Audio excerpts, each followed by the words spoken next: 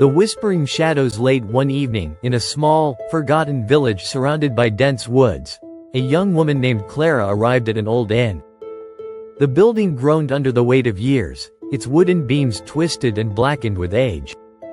Clara was on a hiking trip and had gotten lost, grateful to stumble upon the dimly lit structure. The innkeeper, an elderly man with clouded eyes, greeted her with a crooked smile. "Room for the night?" he asked in a voice as brittle as autumn leaves. Clara nodded. "Just one night. I'm heading out first thing in the morning." The innkeeper handed her a tarnished brass key and warned, "Stay in your room. No matter what you hear." His cryptic tone unsettled her, but exhaustion overpowered curiosity.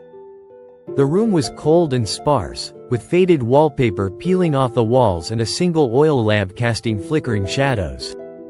As Clara settled into the creaky bed, the wind howled outside, rattling the windows. At midnight, a faint whispering sound stirred her from sleep.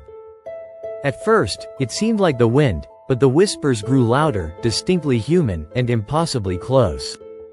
"Leave." Clara's heart raced. She clutched the blanket, unsure if she should move or stay still. The whispers turned into a soft scratching at the door, then stopped abruptly. Gathering her courage, Clara approached the door and peeked through the keyhole.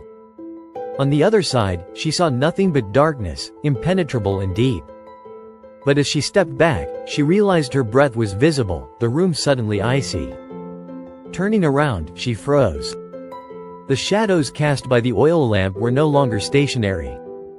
They writhed and twisted, taking the shape of long, clawed fingers creeping along the walls. "Leave."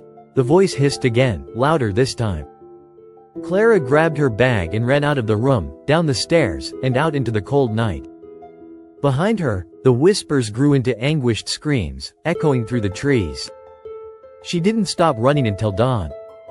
When she returned to the village to report the incident, an old woman shook her head gravely.